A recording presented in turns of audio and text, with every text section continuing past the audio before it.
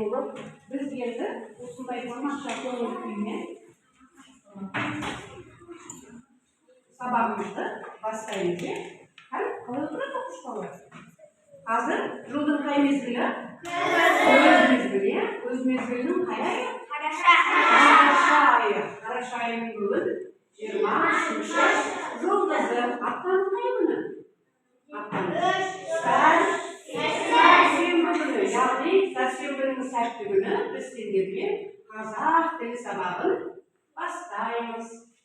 Енді алдыңғы өткен бөлімдерімізді балалар еске алу мақсатында табан іздері әдісімен ережелерді айтамыз. Бірінші, мәтін дегеніміз не? Кім шығады? Келе жол сезім. Мәтін.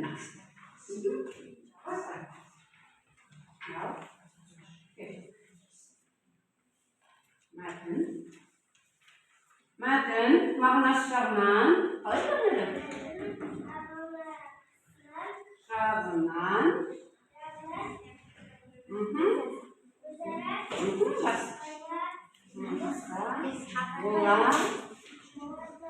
жарайсың. Отыраға дұрыс айтты ма балалар? Дұрыс айтты. Енді мәтін тақырыбымен мәтіндегі негізгі ой дегенімізбен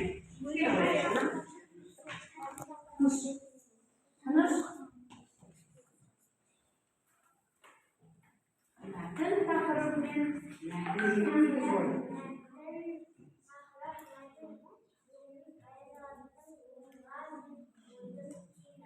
Тамаша, жарайсыңдар. Енді мәтін және оның түрлері. Мәтініміз нешеге бөлінеді балалар? Қандай? Сипаттау, баяндау. Және меңгеру. Кім айтады оны? Жоқ, сендерден қайта келесі топқа көшеді. Амниет келе ғой. Енді бір топ жауап береміз ғой? Келе ғой.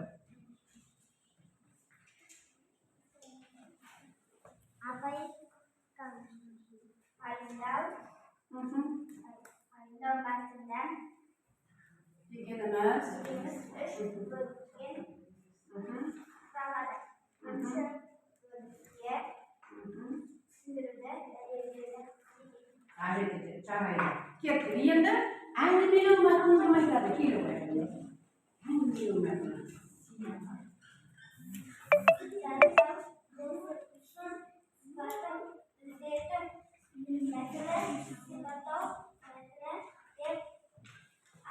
Қандай сұрақ қойылады? Тамаша, сипаттау мәтініне қандай? Енді қай мәтін естіп отырсыздар?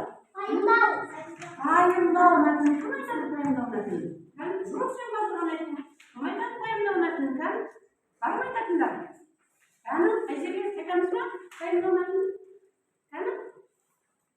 Білмейміз ба ешқайсымыз? Асана? Айтамын.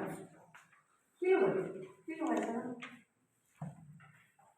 Неге ұялып қалмайсыңдар? Күнде сыныпта айтып жүрген ережелеріңді.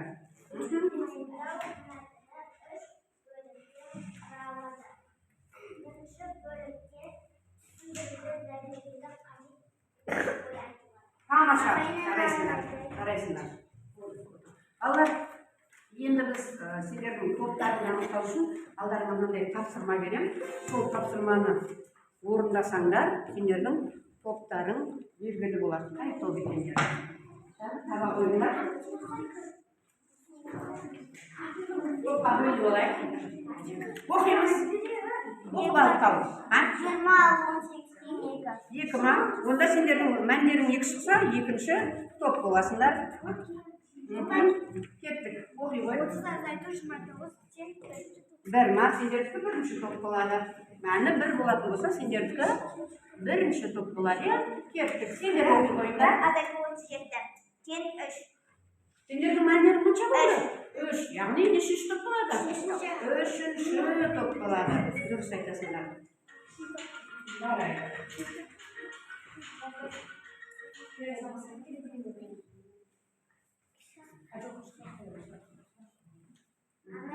Енді балалар бер қараңдар.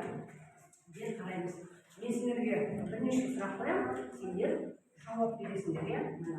Мен сенің отбасында Qancha adam var. Endi söylemegende söylüyoruz mu bizde? Ha? Alihan? 8 adam var ekan, jaraysan. Al sen qanday tusni yaxshi ko'rasan? Bir baqa.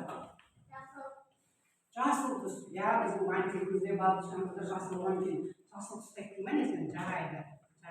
Сенің жасың нешеде? 7 жастамыз, е? Ал сен нешінші сыныпта оқисың? Сендер ал Азербайжанымыз 2-ші сыныпта оқисың. Жарайсыңдар. Бұл сұрақтардың барлығын балалар қандай мақсатта қойдық? Жауап алу мақсатында қойдық, е? Өйткені біз бүгінгі сабағымыздың тақырыбын ашу үшін мына тақтадағы сөздер берілген бізге.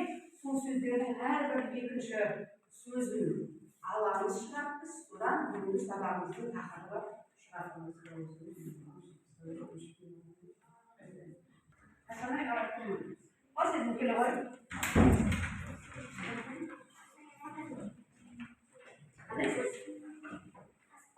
Аспан. Енді біз әрбір екінші сөзді аламыз, е? Біздің сабағымызда. Жаз. Үлкен айтты, совет жаз. Берілген жасам. Кеттік, келесі оқушы. Тағы да осы. Келе ғой орнымызға. Қандай сөз? Ей, оқысай көрші. Қандай сөз бі? Солы. Қайсысын аламыз енді? Екінші сөз. Осымен қасына жаз. Әйемде жазамыз бір-бірімен байланыстырып. Ол сөздің қайқа кетіп қалды, айналайын. Кеттік, бірінші топтан. Кел, айнұр келе ғой. Оқып аламыз бірінші. Арна. Енді екінші тұрған қайсысы? Аяқ. Ыр.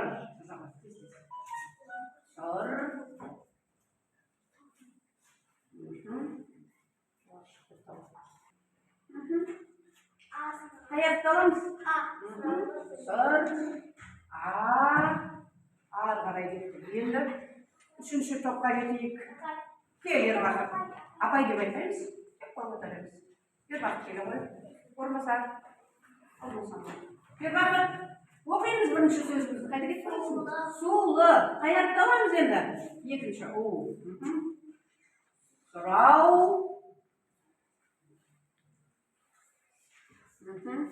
Кеттік. Ақниет, Нұрсайда келе ғой. Ары қарай. Қай сөз? Олжа. Қайыр таламыз екінші. Олар. Сұрау. Ең соңғы. Айсана келе ғой. Келе ғой Айсана. Содан. Екінші топтан Айсана келе жатыр. Оқып аламыз Айсана бірінші? Қайыр таламыз? Аламыз, жарайды. Оның басы жолға үшін. Әрқайсымыз жолға үшін әртүрлі жазып кетті. Қандай сөз шықты болар? Енді ары қарай бізде әлі қанша сөзіміз бар? Келе ғой Жандос. Жандос келе ғой.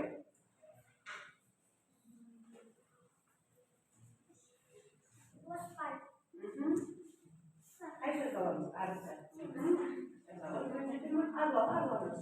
Арлау соңғысына жазып.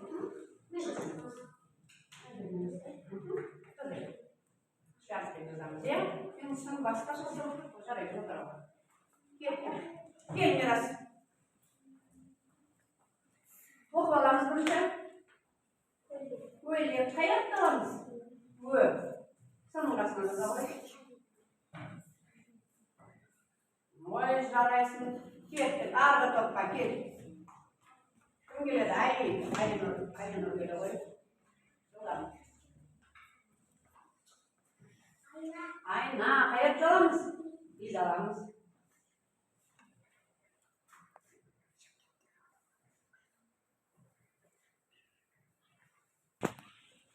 Елек. Қайат аласың? Оған аламыз.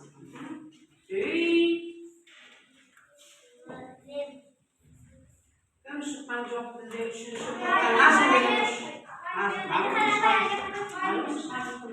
Орынша тұрғайын. Сегіз қаяқта аламыз? Жоғары. Жоғары жазамыз. Ең соңғы сөзіміз қалды. Қойғыш әли. Әли қатты отырып отыр екен қолымызда. Оқып аламыз қанша? Аяқты аламыз.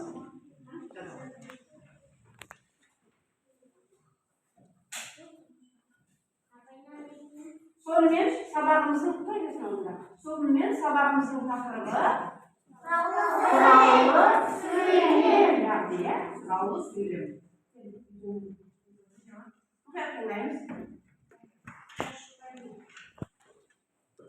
Дана, саған бөлек болып келейінші. Жарайды, тағы термен ойлайтын, ойынға бір қоймайтын, марал деген баланың сұрағы жоқ қоймайтын.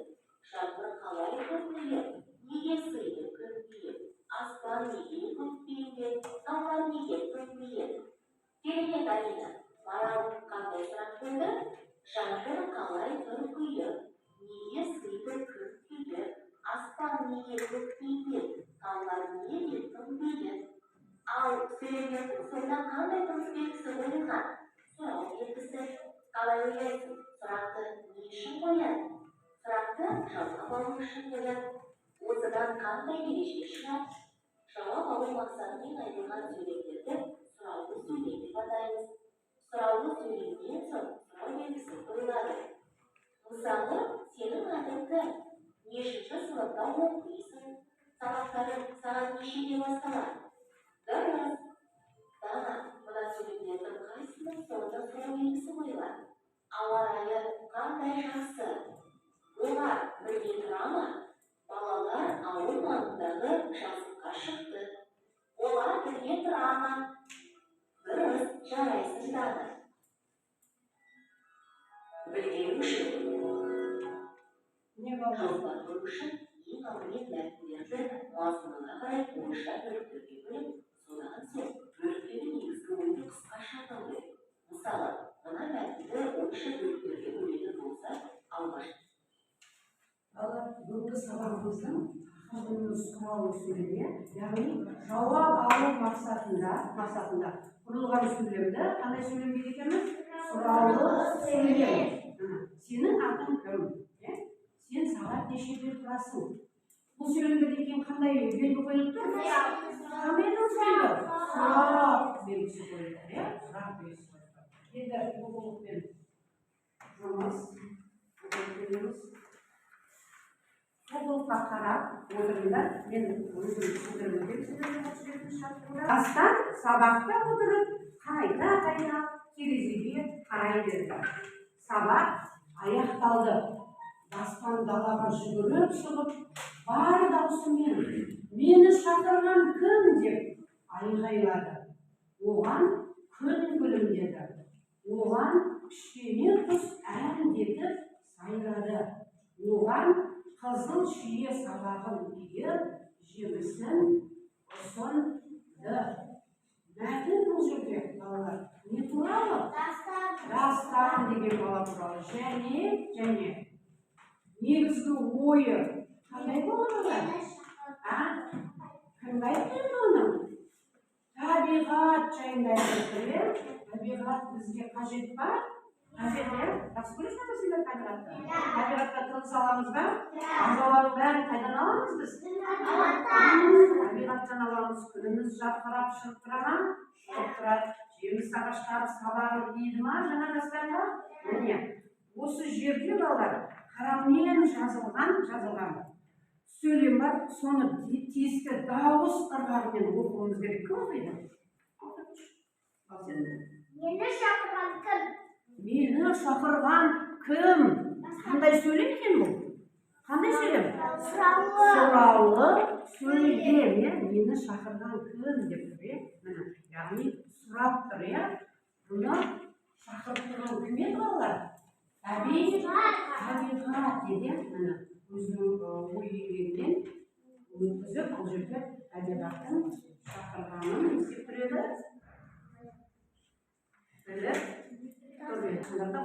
Бұл 8-ші жаттығуға қараймыз. Әр азат жолдан енді оқимыз тізбектеп біз. Баста. Қарап отырыңдар оқулыққа. Даусын шығар.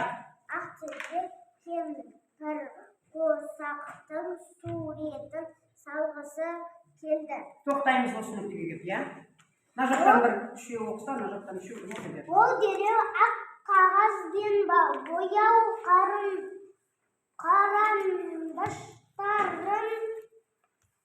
алып сурет салуды кірісті. Ердос, сен оқып жер енді мына сөйлемді. Өз оқиды. Даусын шығар, Ердос. Жоқ. Мына жерге келеміз. Кенет, ары қарай, Мирас. Ұстап отырмаймыз ба енді? Мына жерден бастап. Даусын шығар. Дауысыңды естіп тұрған жоқпыз, Мирас. Шығар дауысыңды. Кемпір.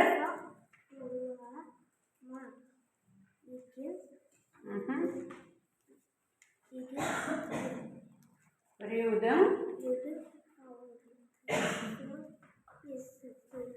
естілді. Кеттік жандос, бұлардың барлығы оқысы келіп тұр ғой. Жылдам оқимыз. Бір нүктеден. Ақкелпек торылып қарап еді. Ешкім көзіне көрінбеді.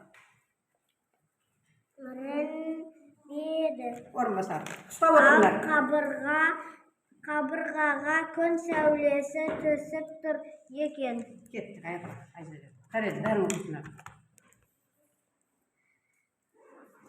Кеттік. Ал амансың ба, балақай, бұл мен. Болды, балақай, мен тоқтат сен. Ары қарай кеттік. Екінші топ.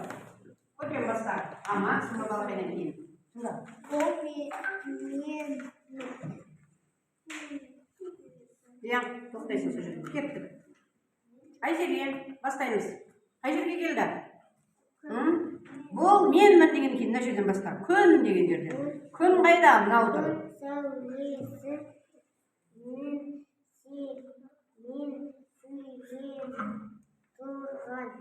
Сен кемпір қосақта дұрыс қойған жоқсың. Кеттік. Базарбай жолдас оқи қой. Иә, ұстап өтпейсің ба? Қарап отырыңдаршы. Қолымызды қарап отырамыз. Сіз мектеп оқығанда не істейтін едіңіз?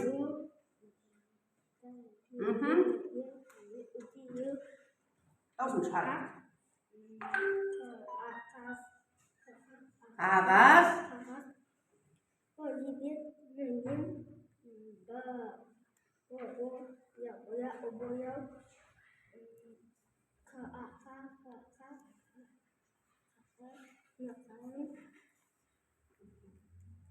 Қарындаштарын. Жылдам оқимыз балалар.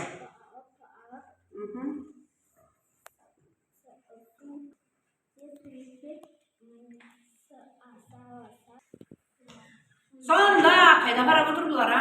Сонда деген жерден бастаймыз, Нұрсая. Кеттік, ары қарай. Аяғымен. Сен ақсың ол қуса Тұр. түнде түсті ғой. Кеттік. Мен әншейін сырт көзге ғана ақ болып көрінемін. Ал сондан önce менің бойымда бірнеше түс бар. Қызыл, сары, жасыл, көк, көкөністі және гүл. Басын оқиды.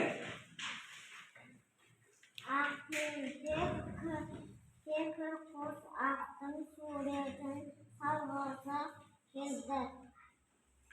Енді кім қалып кетті бізде, балалар? Бағдәулет оқимыз. Бағдәулет қалдырып кеттік біз. Содан кейінгі сөзді оқиды.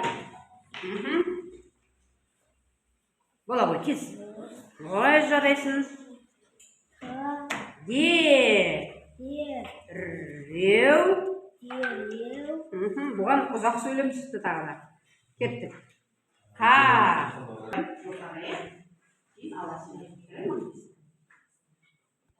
Bарлығыма бірдей жасаймын. Фотоға топлайсың, кейін аласыңдар.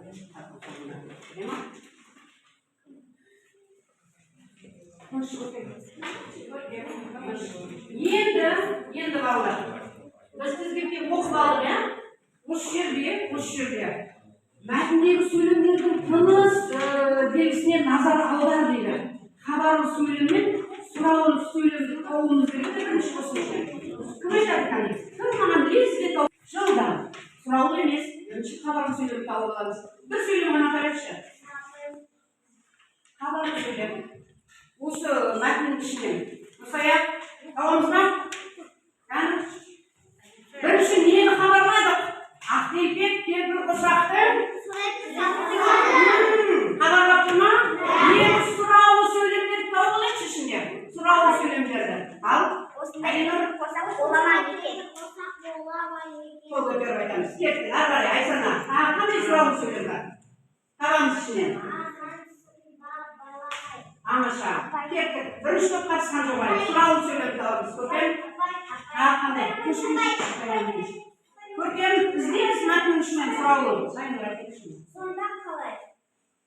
Бар ма тағы да сұраулы сөйлем? Тағы біреу бар е? Айзере. Ал сіздің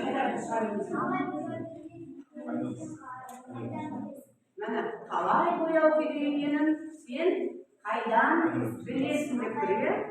Бірнеше хабарлы сөйлем және бірнеше сұраулы сөйлем бар екен.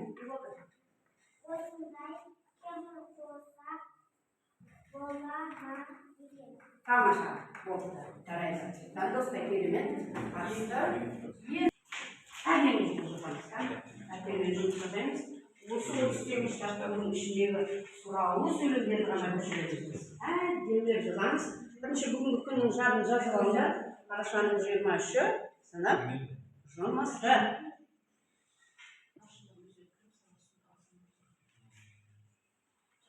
Жазамыз.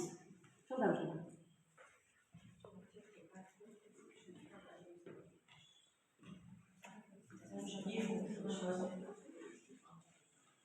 Әдемілеп жазамыз. Жылдам.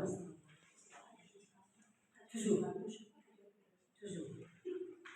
Неге сен жолдың шетінен аяқтарын бастамайсың ба? Ортаға бардың бесін ба? Әдемілеп жазамыз. Жазамыз. Керемет. Әдемі жолдың.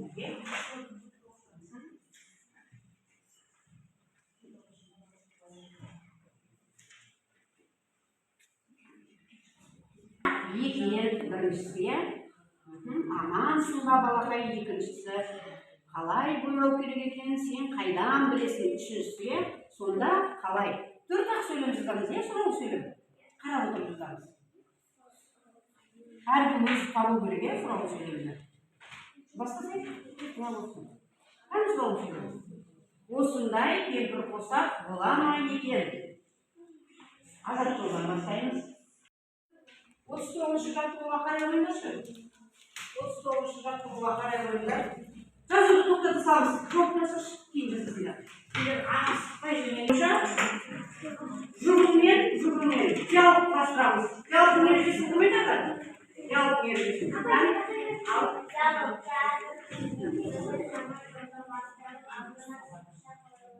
Ойлық жазылар, иә?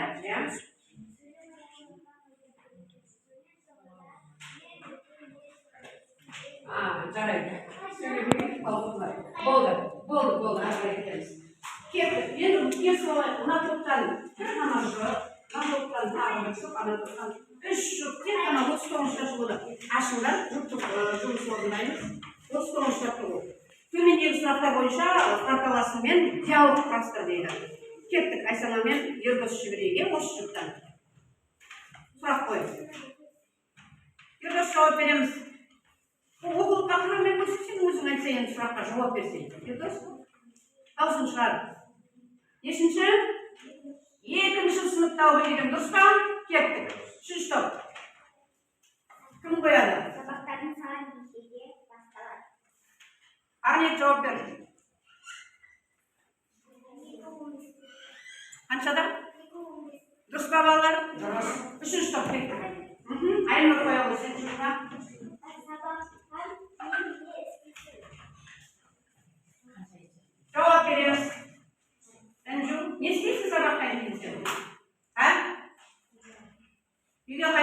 Dұрыс па? Сабақ бітісімен үйіне қайтып кетеді екен, иә? Інжу. Жарайды балалар. Тамаша. Кеттік ары қарай. Бірінші жаттығу. Топтық жұмыс. Бұл жерде екінші топ мына суретке қарап отырып сұрақ құрастырасыңдар. Сендердің сұрақтарыңа үшінші топ жауап береді. Топтасып. Топтасып жұмыс болады. Сендерде бір екі сұрақ, үш сұрақтар одан сол бұған топтармен келсе топтастырыңдар жылда. Үшінші топ жауап береді. Алмасамыз сұрақтарымыз одан кейін. Жарай ма? Көркем жақындап келсеңіз бастарына. Жылдан шығамыз одан. Көрмесе қайта кеттіңіз. Осыны шектеп қалады. Біркен оқушылар жұмыс аяқталғанда не істеу керек екенін білеміз. Сен оқу керек. Асанаға ақыл оқыспайсыңдар ма? Bir екі сұрақ деді. Суретке қарап отырсыздар. Қандай сұрақ қоятындарыңды айтыңдар. Келесі топ жауап береді сендердің сұрақтарыңа.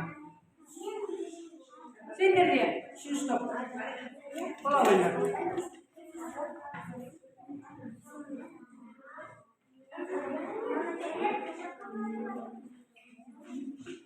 Жылдам жылдам.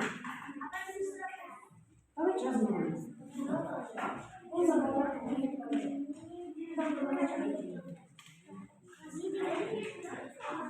Аяқтығы берді балаларға.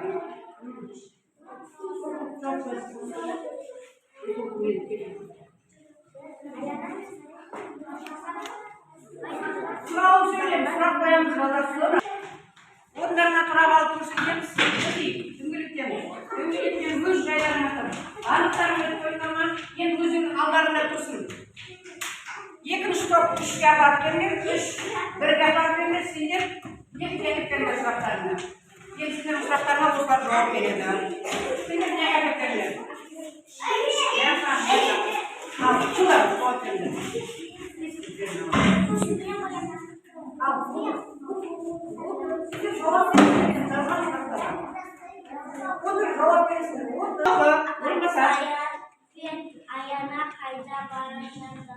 Kayda barışırdı yani. Ha? Üyelerine barışırdı. Durs mu? Durs mu? Annemine kayda barışırdı. Her barışırdı mı? Kayda barışırdı mı Damina? Ha? Yürümege ma? Sürüp gidersin. Otura vermesine ma? Jaraydı. Tamasha.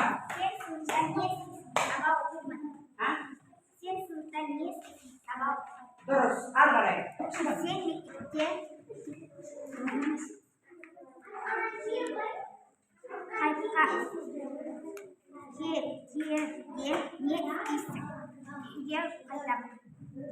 Terus pan, tamasha. Kau sih kursus apa? Asal kita oturma. Ya. Otur ya. Udah gitu.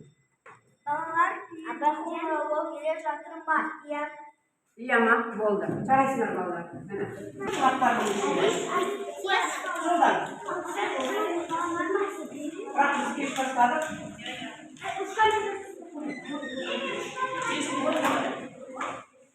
Okup oturamızda her sırada 3 nuska var. Sonun biliyor musun bana vereceğim? Bu sabahta bir nuskasına. Test atılması gerekiyor. Bak kim yazasın? Arkadaşlar çok koy. İşlerinden oku. İşlerinden oku olmayınız. Şuradan. Şuradan olmayınız. Hiç tabii bilgiyse. Buradan şuradan.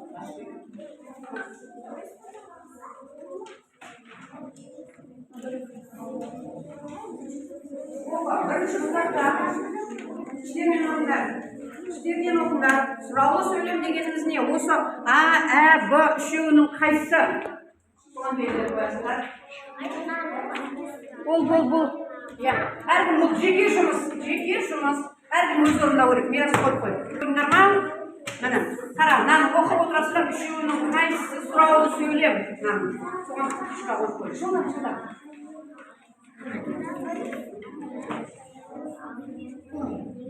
Resimler şöyle okul aldıkça. Atımda yerde olsa biraz koy burada. Babasına gitti. Resim. Kızım canım. Dros. Da birinci neşe. Savuşuyla kaçsın. Ne diyorsun? O kadar biliyorsun. Şuradan. Şuradan. Olmuyor. Kes.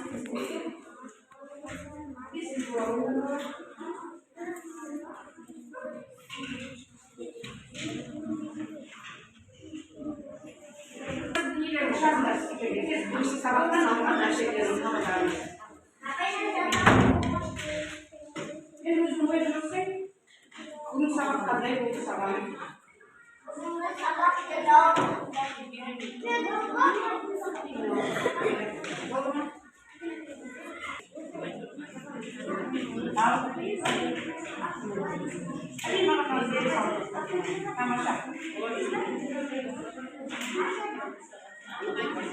Bugünkü sabahtan algan aşirelerimiz жазамыз ya балалар. Bugünkü sabah sendерге ұнады ма? Ұнады ма?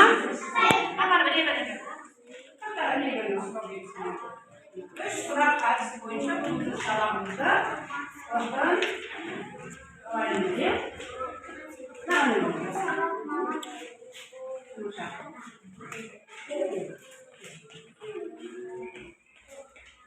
Demet yazmışsa çocuk seni ha?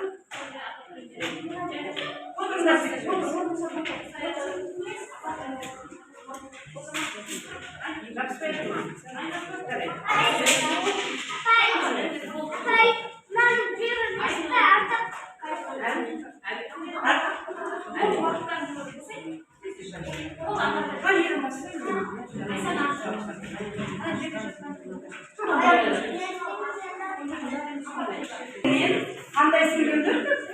Сұраулы, жауап алу мақсатында айтылған сөйлемді. Қандай сөйлем екен? Сұраулы сөйлемнің соңына қандай текст қояды?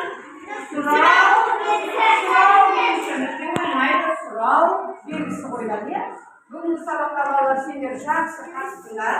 Сондықтан да мен сендерге дайындап берген сыйым бар. Сол сыйымды таратамын. Қарайсыздар балалар. Міне керемет. Осы сәттердей болып жүріңдер.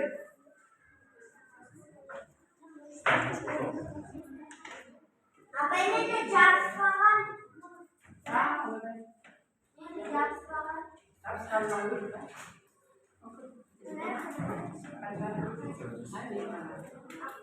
Болды. Давай,